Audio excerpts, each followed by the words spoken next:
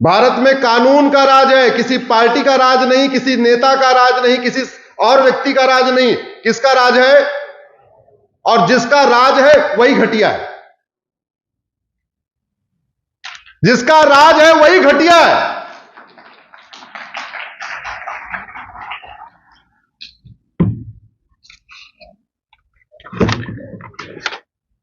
और ये जो भी समस्याएं हैं ना, समस्याएं इसलिए है कि हमारे देश में 4 स्तंभ हैं: विधायिका, कार्यपालिका, न्यायपालिका और खबरपालिका। 4 पालिका है ना अपने पास: विधायिका, कार्यपालिका, न्यायपालिका और खबरपालिका। ये 4 के चारों बीमारी पे चर्चा कर रहे हैं, मूल कारण और स्थायी समाधान पे चर्चा ही नहीं कर रहे हैं। संसद में आतंकवादी कोई आया, बम विस्फोट किया, उस पर तो चर्चा होती है। उसका मूल कारण क्या है, रूट काज क्या है, परमानेंट सोल्यूशन क्या है? आप बताइए कभी सोच के, पिछले 20 साल, 30 साल, 40 साल में जब से टीवी आई है, जब से आप टीवी देखना शुरू किए, मुझे बताइए लोकसभा और राज्यसभा में किसी एक समस्या के मूल कारण और अस्थायी समाधान पर चर्चा हुई? याद है किसी को क्या? इतने सारे चैनल हैं, कोई कहता है हम सबसे आगे कर रहा है, हम नंबर 1 है, आपको रखे आगे, सबसे तेज, पता नहीं कितने हैं। गुजरात में भी ऐसे होंगे बहुत सारे। कोई एक चैनल बताइए जहां रात को 5 बजे से 10 बजे तक डिबेट होती हो, जिस चैनल पे किसी एक समस्या के मूल कारण और अस्थायी समाधान पे चर्चा हुई हो। बाकी तो छोड़ दीजिए, मैं गुजरात की समस्या बता रहा हूं। आपके गुजरात में भी घूसखोरी है, गुजरात में भी कमीशनखोरी है, गुजरात में भी सूदखोरी है, गुजरात में भी मुनाफाखोरी है, गुजरात में भी मिलावटखोरी है, गुजरात में भी जमाखोरी है, गुजरात में भी कालाबाजारी है, गुजरात में नशा तस्करी है, गुजरात में चंदन तस्करी है, गुजरात में भी नक्सलवाद है, गुजरात में भी अलगाववाद है, गुजरात में भी जिहाद है, गुजरात में भी मजहबी उन्माद है, गुजरात में भी रोहिंग्या रहते हैं, गुजरात में भी बांग्लादेशी रहते हैं, गुजरात में मिशनरियां धर्मांतरण करा रही हैं, गुजरात में जिहादी भी धर्मांतरण करा रहे हैं, गुजरात में जनसंख्या विस्फोट हो रहा है, 18-18 बच्चे पैदा हो रहे हैं। किसी एक समस्या पे बताइए आपके गुजरात की विधानसभा में चर्चा हुई हो? हुई क्या? नहीं हुई ना। वो बना किस लिए? अरे जैसे फिल्म मेकर का काम होता है फिल्म बनाना, डॉक्टर का काम है इलाज कराना, टीचर का काम है पढ़ाना, ड्राइवर का काम है गाड़ी चलाना, सांसद विधायक का काम क्या है? क्या कहते हैं उनको? संविधान में सांसद विधायक को लॉ मेकर कहते हैं। और लॉ मेकर का काम है लॉ बनाना, कानून निर्माता का काम है कानून बनाना। और कानून कैसा? अच्छा कानून बनाना कि घटिया कानून बनाना? जोर से बोलिए जरा। गुड, बेटर, बेस्ट, बेस्ट कानून बनाना। और सर्वोत्तम कानून कैसे बनता है? जैसे अपना घर बढ़िया बनता है वैसे कानून बढ़िया बनता है।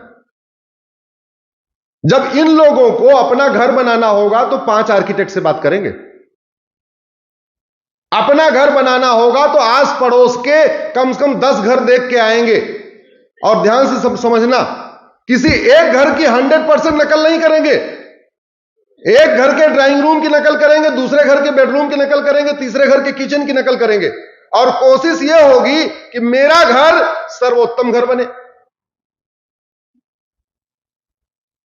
कानून बनाते समय यह काम तो नहीं करते।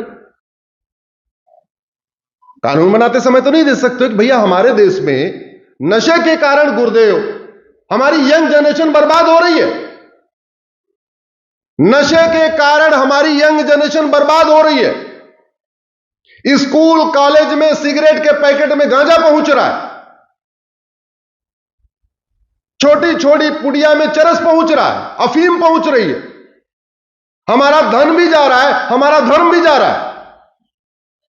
संविधान का आर्टिकल 47 कहता है नशाबंदी करो, शराबबंदी करो। हमने कभी सोचा ही नहीं कि भैया सिंगापुर में ड्रग स्मगलिंग पे फांसी होती है, हमारे यहां 3 से 7 साल सजा है। हम क्यों ना सिंगापुर वाले कानून की नकल कर ले?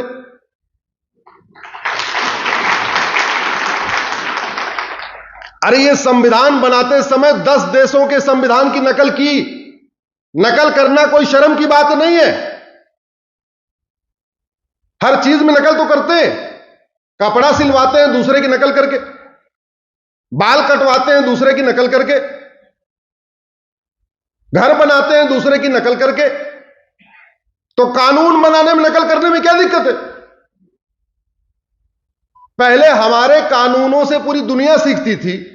500-700 साल हम गुलाम रहे, गुलामी के कारण सब गड़बड़ हो गया। तो कोई बात नहीं, जो हमसे आगे निकल गए उनकी नकल मार लो। हाईवे बनता है, एयरपोर्ट बनता है, रेलवे स्टेशन बनता है, शॉपिंग मॉल बनता है, सब कुछ बनता है, लेकिन जिससे देश चलाना है वो नहीं बनता। और याद रखिए, कानून बनाने की कोई लागत नहीं होती। कानून बनाने की कोई लागत नहीं। 5000 से ज्यादा रिटायर्ड जज घर में बैठे, उनके पास कोई काम नहीं। 5000 से ज्यादा retired chief secretary, DGP, IAS, IPS, senior most घर बैठे, उनके पास कोई काम नहीं। 5000 से ज्यादा लाके प्रोफेसर बैठे हुए हैं। हमारे देश में बुद्धिजीवियों की कमी है क्या? आपके अरवल्ली मोडासा में कम से कम 10 जज मिल जाएंगे, 10 आईएएस मिल जाएंगे, 10 आईपीएस मिल जाएंगे।